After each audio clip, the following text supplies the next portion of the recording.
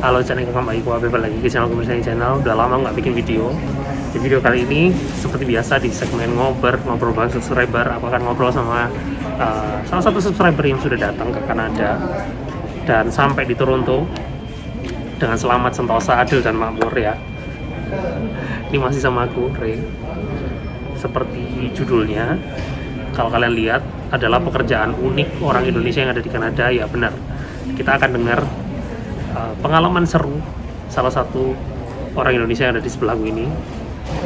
Dia punya pekerjaan yang sangat unik dan jarang terdengar. Mungkin di Indonesia terkenal, kalau di sini aku tidak expect bahwa orang Indonesia ada yang melakukan itu gitu ya. Ini aku kondisi lagi di bandara, makanya kita harus pakai masker. Jadi mudah-mudahan perkataan kita jelas ya. Boleh dikenalkan dulu namanya siapa? Tunjukin dulu wajahnya. Halo, saya namanya Harry. Ngomongnya agak lebih kenceng jadi biar kedengeran. Soalnya kita pakai masker. Oke, saya namanya Harry. Saya dari Indonesia dan pekerjaan saya ini saya sudah bergelut dengan pekerjaan ini sudah 8-9 tahun. Dan pekerjaan ini sebenarnya certified by internasional. Jadi saya bisa kerja di negara mana aja selama pekerjaan ini ada di negara mana. Salah satunya di Toronto ini. Boleh disebutin langsung nama pekerjaannya apa? Pekerjaan saya sebagai Pilates instructor. Kan? Aku sendiri nggak expect loh. Kalau nggak tahu bisa di Google. Jadi Pilates itu apa? Pilates itu sebenarnya sejenis olahraga, tetapi saya akan mengatakan itu adalah olahraga yang paling aman. Bisa baik untuk orang yang hamil, yang sedang cedera, ataupun orang yang lagi sehat sekalipun. Oh gitu. Dan cocok untuk semua umur. Gitu. Tapi beneran ya, aku nggak expect. Biasanya kalau orang Indonesia kesini tuh pekerjaannya accountant, finance, banker, manager, whatever it is. But he's one of the unique one. He's a Pilates instructor. Jadi aku juga baru tahu ketika dia datang ke Kanada.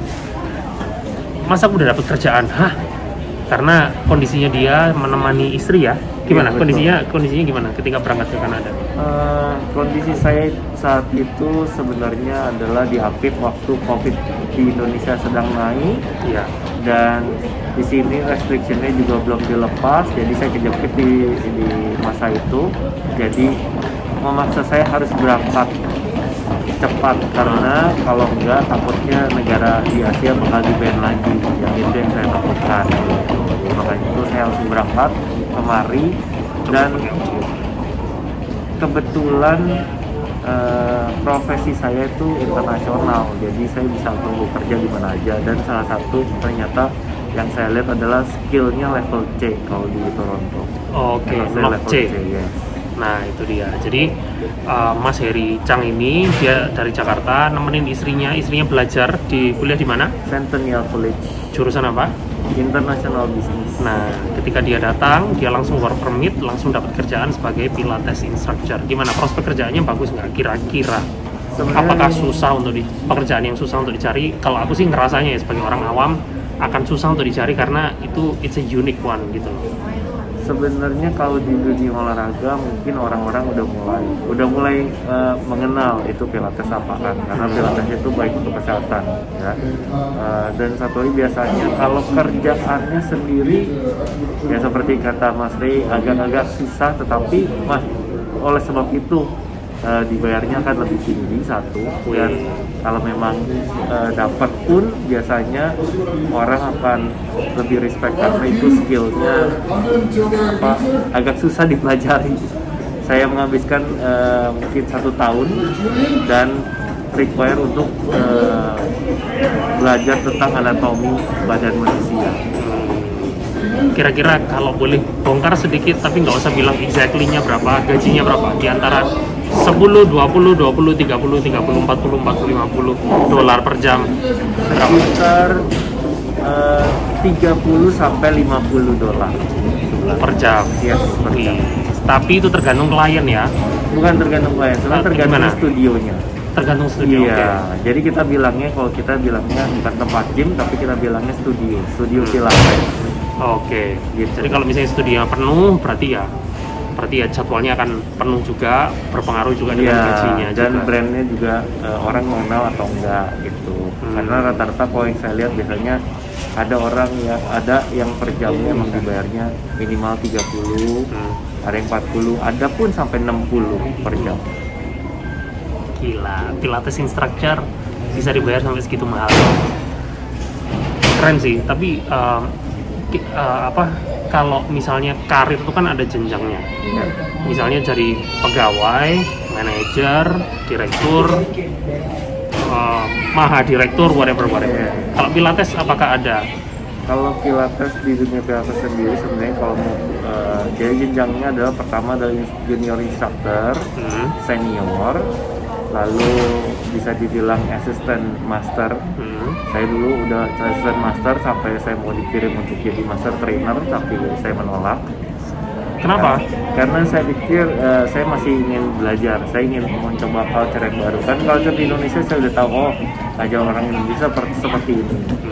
Tapi untuk ngajar orang Indonesia culture yang beda mungkin seperti di Toronto, saya belum tahu. Jadi saya ingin menjejaki dulu semua, baru saya akan saya menganggap saya layak dipanggil master.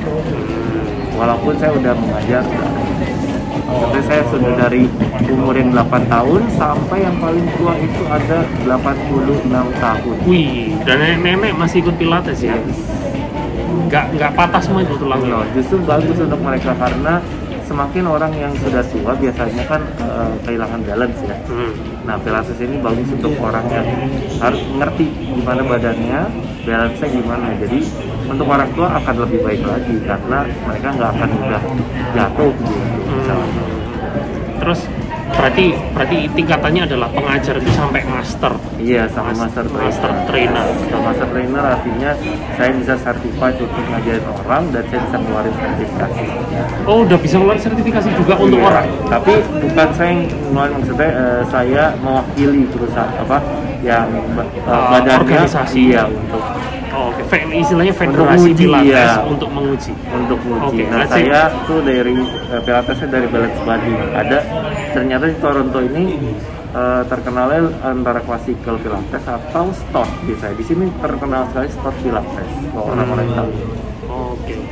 Keren loh ya. Aku sampai nggak ngerti loh ada orang Indonesia kerja sebagai Pilates instructor dan dia sampai ke Kanada gara-gara Mirsani Channel juga. Aku nggak mau narsis ya, pengen narsis sih sedikit aja. Video pertama kamu dari kapan subscribe channel ini? Aku pengen tahu aja sih. Kalau channel ini sebenarnya saya udah subscribe dari mungkin tahun 2020 ya. Ya dari 2020 saya udah subscribe dan saya udah ikutin video-videonya Mas Ray. Videonya yang paling kena video yang mana?